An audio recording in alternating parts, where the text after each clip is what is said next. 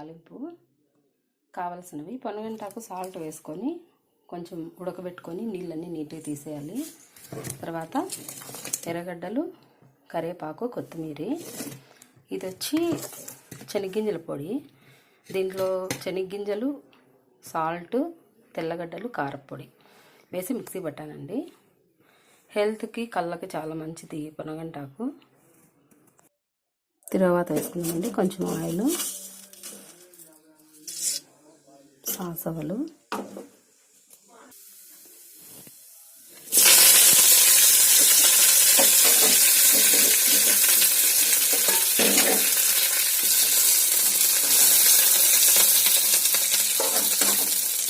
బాగా ఫ్రై అయిపోయిందండి.